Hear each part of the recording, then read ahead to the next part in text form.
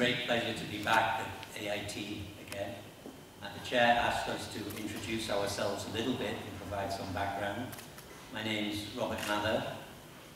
I used to be based here at AIT from 1995 until 2004. I opened the WWF office on the AIT campus in the Outreach building in January 1995. I lived on the campus until 2000. My children went to the AIT Child Centre until 2000, and then we moved out as they grew older. I worked for many years, 15 years in total for WWF, and then 8 years for IUCN, always in the Southeast Asian region, Thailand, Laos, Cambodia, Vietnam, a little bit in Indonesia, a little bit in Myanmar. And now I've just taken up this new position, just starting in January this year, as the Chief of Party for this new USAID-funded project called USAID Wildlife Asia, which I'm going to tell you a little bit about. So, USAID has actually supported counter-wildlife trafficking efforts in Southeast Asia for at least the last decade, through support to the establishment of ASEAN-WEN, the ASEAN Wildlife Enforcement Network, and then for the last few years through a project called ARREST, and now most recently through this brand new initiative called Wildlife Asia. The official starting date was the end of August last year, but as I mentioned, I just took up a position in January this year, so we're really only getting started right now. And this is the most complicated slide I'll show you. The rest of this presentation will be much simpler. But this just tries to show you on one page what we're all about. Essentially, we have 4 objectives. The first objective is to reduce consumer demand for illegal wildlife products. So our Chair and our keynote speaker this morning mentioned a lot of things that individuals can do to ensure that they are not consuming illegal products, and also helping wildlife and the environment in other ways as well. So part of our work will really be focused on this aspect: behavior change, consumer demand reduction.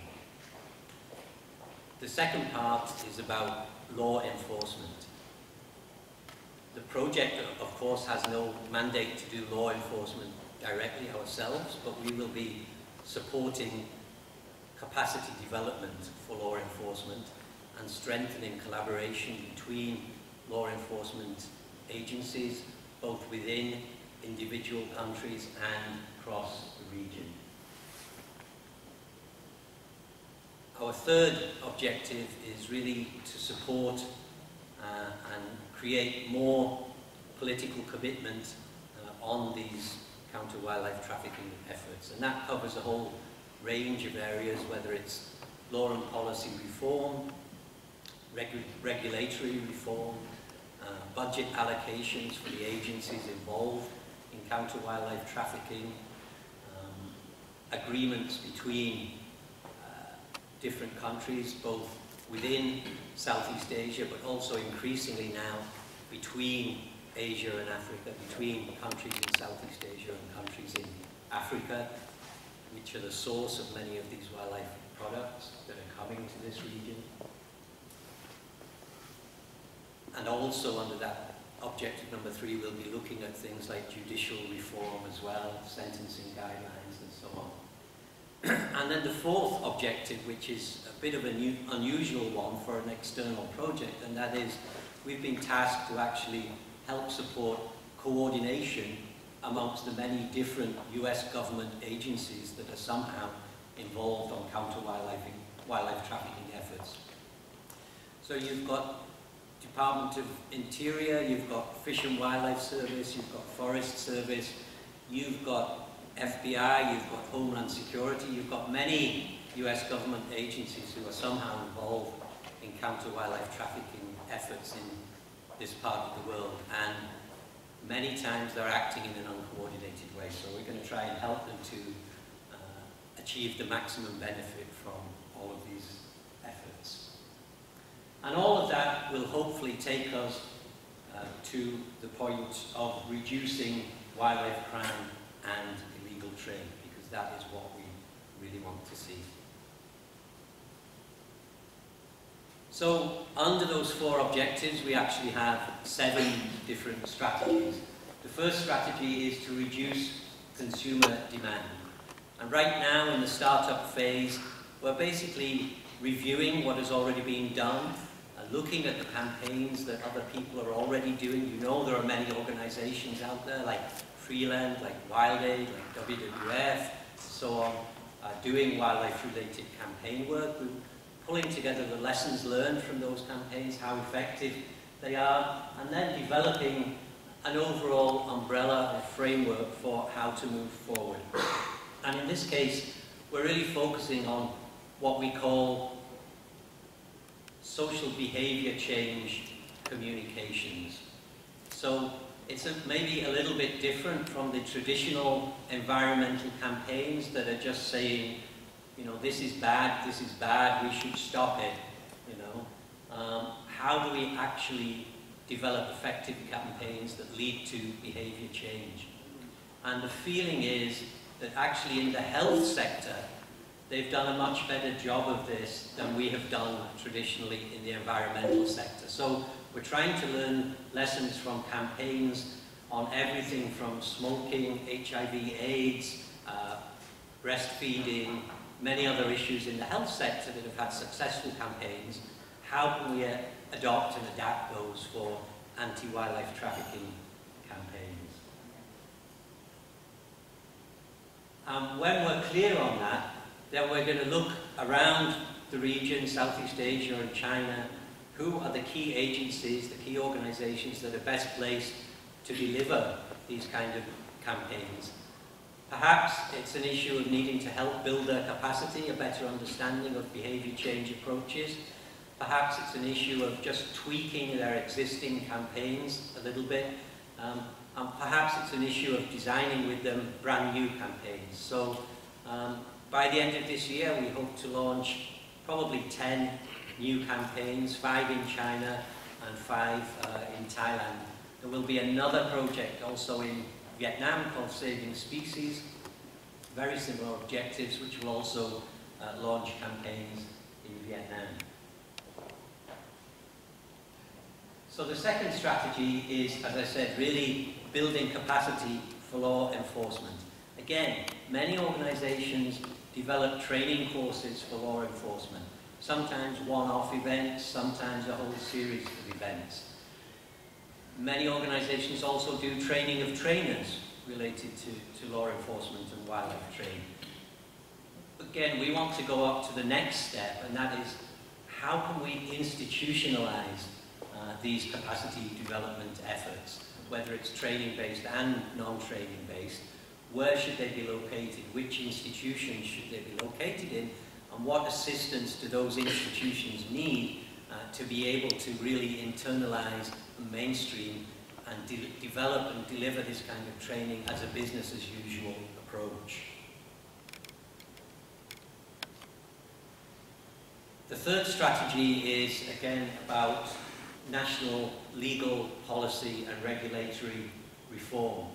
Again, right now, we're in the startup phase of looking across the region at the different wildlife-related laws in the different countries of ASEAN and China, and identifying where the gaps are, and then identifying priorities to try and address those gaps, and working with champions, working with leading countries to try and put those things in place.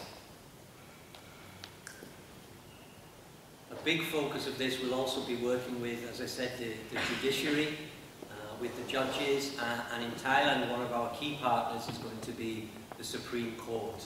And we'll be doing a lot of work with the Supreme Court on green benches and on sentencing guidelines for not just wildlife, but environmental crime as a whole.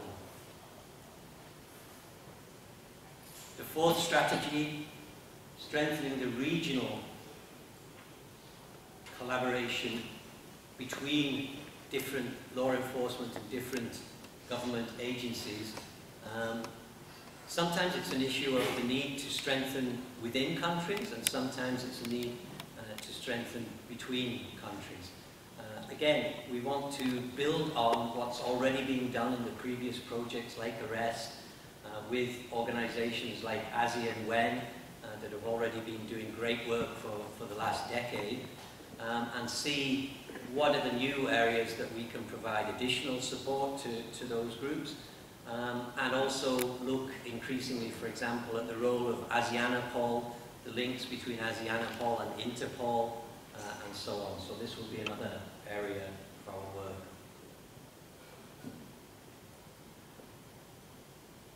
The fifth strategy is to increase political will, increase support, raise the level of importance of wildlife crime on the agenda of politicians and government decision makers. We all know that in the past, if you compare wildlife crime to drug-related crime or human trafficking, it doesn't really get the same attention. But we really need to push it up there and get the support behind addressing the wildlife crime in a decisive way over the next 5 years.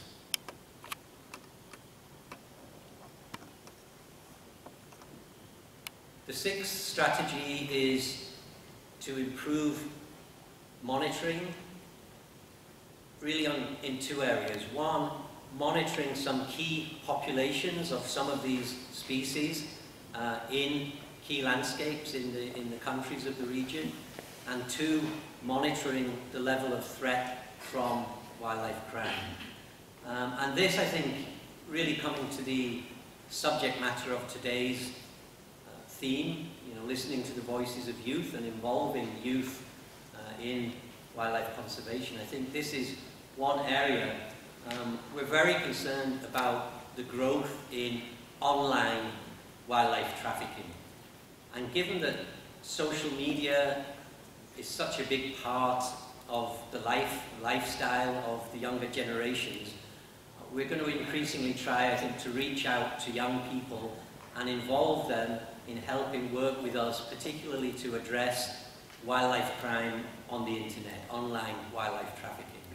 So one of our partners, Freeland, will launch just to mark World Wildlife Day, a one-day event where they're going to ask young people to just search online and find anything that they think might be illegal wildlife trading or illegal wildlife trafficking, take a screenshot and send it to Freeland. And then we can look at what comes in and we'll start to get some ideas of how to follow up on that. I know also that IUCN, Supna Kasatian Foundation, Bird Conservation Society of Thailand, and Traffic are all, I think the 8th of March, you're going to have a meeting to really discuss the idea of setting up like a youth network of volunteers to address online wildlife trafficking. And again, I think that's something that USAID Wildlife Asia would also be very interested in being part of.